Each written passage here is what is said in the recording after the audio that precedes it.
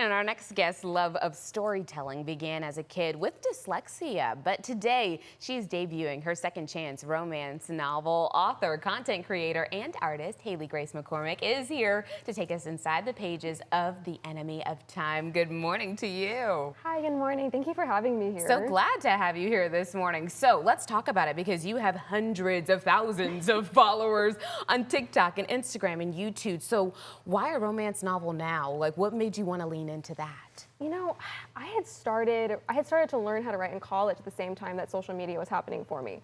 So I really was building two different worlds simultaneously, and I'm just really lucky that people loved hearing my ranting and raving on social media about, you know, fangirl moments of loving Damon Salvatore a little bit too much, and that was able to then really help, you know, show my book off to the world now that I've been able to create. Okay, so a Vampire Diaries kind of gal we've got in the house this morning. Tell me a little bit about the book, Enemy of Time. What's it about, and how'd you come up with the title? So The Enemy of Time was really about this idea that, you know, one moment in our life can really change how we think about love, time, and fate. And The Enemy of Time, the title itself, came from this idea that we're all kind of our own enemy of time. Whether it's you're standing in your own way because you don't speak up or you don't say something or you let time pass. And the thing is, tomorrow isn't a guarantee. So that's where the idea of the enemy of time kind of came from. I like this theme. I think we should all take this theme into 2026, because you're right. I think we procrastinate a lot. We're going to do it tomorrow. We'll do it later. You know what I mean? And later is not promised, like you said. Okay, tell me more about the characters in the book. So it basically follows these two main characters, but we also have, you know, their friends along with them that also have their own kind of little love story that's going on in the background. But Jamie and Alex are two very messy and confusing, lovely characters who are a little too relatable, I would say, at times, when you're kind of screaming at them saying, why are you making these mistakes? But the truth is, like, we all made these mistakes in high school, and we all made these choices that, you know, when we look back, we're like, why did I do this? Yes, yes. But you did it, and it meant something at that time. And so we kind of watch them go through their love together, but also their childhood together and their teenhood together, and kind of how all of that unfolds. Yes, okay, it made them who the people that they are in the book. Exactly. Okay, so then tell me, because I mentioned dyslexia in the intro, and so to the fact that you are writing a novel is extraordinary. I want to go back to your childhood a little bit, because you were diagnosed with not just one, you guys, but 3 different learning challenges. Tell me how that affected your outpoint on life, but also how your parents were able to kind of guide you through it. You know, for me, dyslexia wasn't something that was ever, in my mind, a bad thing. My mom's dyslexic. My grandfather had learning challenges. It was something that was very much in our family, and so there was never a stigma in my own life about it, because my mom knew pretty much since I was like 4 years old. She was watching the way I was learning how to read, and she knew something's up, basically. And so she had my dad literally read me books.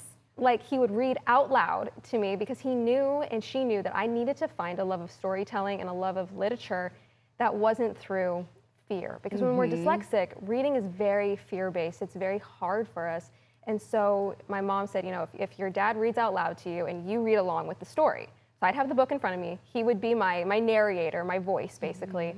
And then I was able to start kind of auto-recognizing the words that way without having this fear of reading and this kind of panic that goes along with being dyslexic. So they really helped take the fear in general out of my learning challenges. But obviously, we look at the world a little bit different, right? And so the beauty in having a learning challenge is that we can actually look at the world not in these, you know, little tiny details, but in such a bigger way. We look at it in a kind of a full rounded sense. And so I think that actually helped in the writing at the end of the day for me. My goodness. I love that you put that tip in there, though. I know it was your experience in your childhood, but it's such a good tip for parents at home. If you have a child with dyslexia, make sure that you're reading to them before they even hit grade school, so that they don't have to worry about keeping up with everyone else. They just have to worry about taking in the story in the comfort of their own home. You said that's where your love of storytelling started to grow a bit, but a teacher also inspired you. Tell me about that. Absolutely. So for me, I was in high school and I was gonna become a fashion designer. That was my thought in life, and that was the only thing I had ever thought. And then my mother decided, again, my mother decided to physically push me into a Shakespeare class, because she said that I needed to learn how to speak in front of other people and, again, get out of my own mind, get out of that fear. She physically forced me into this classroom. And the Shakespeare teacher, as I'm like, you know, in hyperventilating in a paper bag, basically at this point, the Shakespeare teacher came into the room and she was wearing these funny costumes and she was saying the craziest things.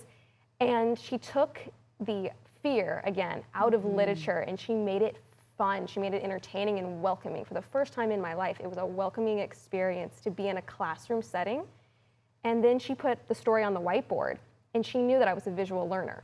So she showed me in a picture format the 3-act story structure in a way that my brain could understand it. I literally went home after that class, I ripped up my college applications, and I decided that I needed to become a writer. There you go. And the rest is history, literally after yes. that point. So good. Thank you for being vulnerable this morning and sharing your story. I think it's incredibly important. And someone at home is listening and thinking, okay, it is possible for maybe me to be a writer as well. So tell us, where can we get our hands on the book? So right now the book is available anywhere books are sold. It's on Amazon, Barnes & Nobles, Books A Million, Walmart, all those good places. But also 83 independent bookstores have put this book in their store, which is such an amazing feeling. Congratulations to you. Thank you so much for being here, Haley-Grace. Thank you for taking the time.